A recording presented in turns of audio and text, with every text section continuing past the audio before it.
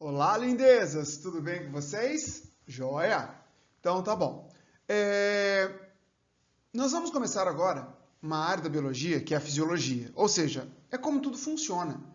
Tudo bem? Nessa área aqui, nós veremos basicamente a nutrição, aí o transporte de seivas, não é? Aí nós veremos os hormônios, os movimentos vegetais e o fotoperiodismo. Tudo bem?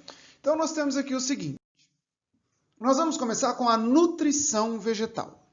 Primeiro, a nutrição vegetal, você vai ter que entender que ela vai precisar de água e nutrientes vindos do solo. Deixa eu pegar uma caneta aqui. Ó, água, né? E nutrientes vindos do solo. E também vamos precisar da energia solar juntamente com o CO2 e a água. Então, a nutrição das plantas, ela tem o seguinte. Primeiro, através das raízes, vai absorver a água e os sais minerais. Através da fotossíntese, olha só. Através da fotossíntese, tá? Vai ocorrer a produção de substâncias orgânicas. Então, os sais minerais e a água, eles vão formar a seiva bruta ou seiva do xilema, que serão transportadas das raízes até as folhas. Lá nas folhas, através da fotossíntese, vai ser produzidos compostos orgânicos, e esses compostos orgânicos, então, eles são, juntamente com a água, eles formam, na verdade, os compostos orgânicos, a seiva elaborada, ou seiva orgânica, ou ainda seiva do floema. Perfeito? Aí, nessa aula, nós vamos falar um pouco sobre a absorção de água pelas raízes e dos nutrientes. No caso, os minerais. Aí, os nutrientes minerais, eles são divididos em dois grupos. Os macronutrientes e os micronutrientes. Beleza? Os macronutrientes, eles são aqueles... é o seguinte, antes de mais nada. Quando falar em macronutriente ou micronutriente, toma cuidado. Porque às vezes você pode achar que ele é mais importante ou menos importante, dependendo da pergunta.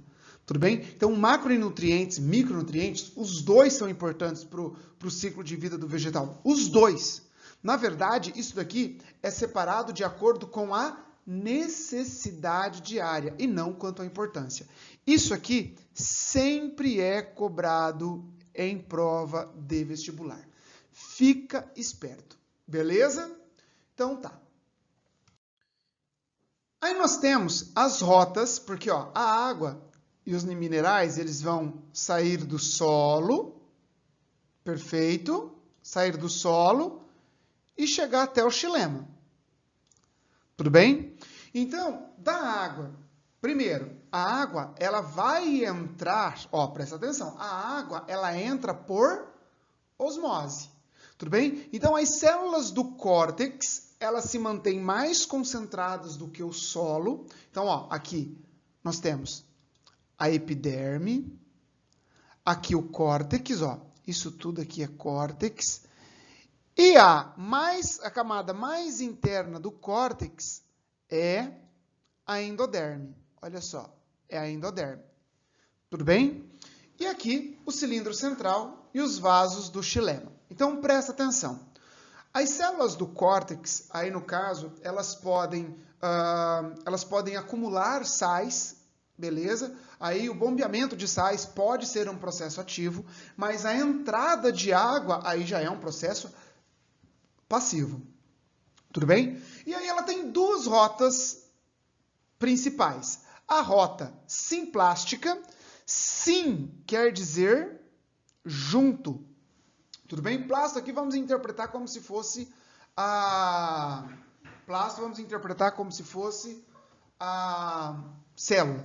Tudo bem? Então, na rota simplasto, olha só, ela vai passar por dentro de todas as células, atravessando as membranas, chega na endoderme, passa e vai até o xilema. Perfeito? Então, essa é a rota simplástica. A rota apoplástica, olha só, aqui ó, a rota apoplástica, apo quer dizer separado. Tudo bem? Apo quer dizer separado. Então, nessa rota, a água vai entrar pelo pelo absorvente, só que ela vai passar por entre as células. Só que aí, na hora que ela chega na endoderme, essa endoderme, ela apresenta as estrias de Caspary. Lembra lá da anatomia? Que é uma estrutura, a estria de Caspary é uma estrutura que contém suberina, que é uma substância hidrofóbica. Então, através dessas substâncias, ela vai chegar aqui na estria de Caspary e, obrigatoriamente, ela vai entrar pela via simplasto. Tudo bem? Então, a endoderme, ela evita a entrada pela rota apoplasto. Tudo bem? Então, essas são as duas rotas, a simplástica e a apoplástica. Aí, a endoderme, qual que é a função dela, então? A endoderme, ela seleciona em quantidade e em qualidade aquilo que vai ser entrado nos vasos condutores. Tudo bem? Toda essa estrutura nós já falamos também na anatomia das raízes, tudo bem? Nós já conversamos um pouco disso lá, tá? Então, quanto aos nutrientes, nós temos os macronutrientes e os micronutrientes. Aí você tem aqui carbono, hidrogênio, oxigênio, nitrogênio, fósforo, potássio, enxofre, cálcio, magnésio como macronutrientes. Os micronutrientes, ferro, boro, manganês, cobre, molibdênio, cloro e zinco. Tudo bem? Então, esses são os micronutrientes. Agora, uma coisa que é importante a gente salientar é que carbono, hidrogênio e oxigênio não são considerados nutrientes minerais, por serem obtidos a partir da água e do dióxido de carbono. Quem diz isso é esse cara aqui. Beleza? Quem diz isso é esse cara aqui. Um dos livros mais conceituados da fisiologia vegetal. Tudo bem? Que é o Lincoln Tays. Bom, aí nós temos então o nitrogênio. Vamos lá. Aqui eu vou falar para vocês como ele está disponível e quais são as suas deficiências. Porém, isso aqui é um a mais. Só. Por quê? Isso que eu vou falar para você agora, eu confesso para você que dificilmente cai em vestibular. O que cai mais em vestibular eu vou enfatizar. Tudo bem? Então, por exemplo, o nitrogênio, a forma de absorção dele. É legal você ver o ciclo do nitrogênio na ecologia. Tudo bem? Ó, nitrato é a principal forma de nitrogênio absorvido pela planta. Algumas absorvem amônia e outras absorvem ureia. A grande função do nitrogênio é que ele participa de forma generalizada no metabolismo. Por quê? Ele faz parte dos aminoácidos e, consequentemente, proteínas. Inclusive, a enzima rubisco, que é a enzima-chave da membrana, a enzima-chave da membrana, da fotossíntese. Perfeito? Ácidos nucleicos e clorofila. Então, o nitrogênio faz parte de estruturas muito importantes para o vegetal. A falta causa a clorose. A clorose é quando a folha vai ficando amarelada, ela vai perdendo a cor. Tudo bem? E aí ela acumula antocianina, tudo bem? Que são outros pigmentos, pode ser coloração avermelhada, pode acontecer. Tudo bem? Então, essas são algumas. O que chama atenção é que a clorose ela começa nas folhas mais velhas. Beleza? Nas folhas mais velhas.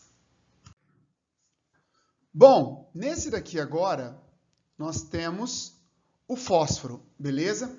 O fósforo, ele é absorvido aqui, essa é a forma hidratada do fosfato, né? É o dihidrogênio fosfato. E o fósforo, ele é extremamente importante porque ele vai fazer parte dos nucleotídeos, parte dos fosfolipídios, beleza? Ele pode fazer parte aí de uma série de estruturas do vegetal, então ele é importante.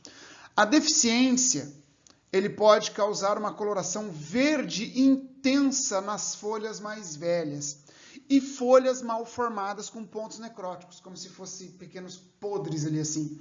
Tudo bem?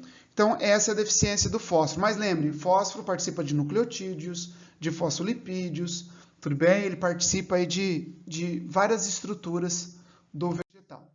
O potássio, ele é um regulador osmótico, tudo bem? E é cofator de muitas enzimas. A falta dele causa a clorose na borda. Então, aqui está a folha, beleza? A clorose fica na borda, assim, ó. Então, cada uma vai ter um tipo de clorose, tá bom? Aí nós temos também o cálcio, tá? O cálcio é importantíssimo. Por quê? Se a gente pensar em cálcio, lá no animal, você vai pensar que o cálcio vai estar importante para os dentes, é importante para os ossos, transmissão do impulso nervoso, mas aqui ele é importante para a regulação osmótica, ele é um ativador enzimático, tudo bem? O cálcio é ele que vai dar o sinal para a germinação do grão de pólen, tá? Na hora que o grão de pólen chega no estigma, a presença do cálcio estimula essa germinação, tudo bem? Esse cara faz parte ele participa da formação das paredes celulares e também participa das membranas. A deficiência do cálcio causa folhas deformadas e necróticas, podendo levar os meristemas à morte. Tudo bem? Então, eu acho que o mais importante de tudo isso é isso aqui, ó, regulação osmótica, ativação enzimática e germinação do grão de pólen. É o que mais tem chance de cair, tá bom? Magnésio. Putz, esse aqui quando cai falando de planta. Por quê? O magnésio, ele, além de ser ativador enzimático, ele é o componente da clorofila. É isso aqui que costuma cair. Ele é componente da clorofila. E ele causa clorose também, primeiro nas folhas velhas, bem parecido com o nitrogênio. Tá? Só que tem pequenas diferenças que eu não vou ficar entrando no detalhe, a menos que você estivesse fazendo aula de fisiologia vegetal para a universidade. Aqui eu estou colocando um pouquinho a mais já para vestibular. Tudo bem? É um pouquinho assim a mais só. O enxofre. O enxofre, pessoal, ele faz parte de 2 aminoácidos, a cisteína e a metionina. Tudo bem? Aí o que vai acontecer? Ele tem basicamente os sintomas do fósforo, do nitrogênio. Porque os dois fazem parte de proteínas e a falta dos dois vai causar problemas proteicos. A diferença é que a clorose aqui é generalizada inicialmente nas folhas novas e depois nas velhas. Beleza? E depois nas velhas. Então, é essa a diferença com o nitrogênio. Perdão. Agora, os micronutrientes, esses caras, eles são basicamente ativadores enzimáticos. Perfeito? Então, assim, nós vimos um pouquinho da nutrição mineral. Pessoal, se você for fazer fisiologia vegetal um dia na sua vida, na universidade, aí sim você vai ter que pegar o sintoma de cada uma, a clorose de cada uma. Aqui, eu preciso que você saiba que clorose é quando a folha se torna amarela, pela deficiência de algum dos nutrientes. É isso que eu quero que você entenda. Tudo bem? Então, assim, nós fechamos essa primeira parte. Um grande abraço e até mais.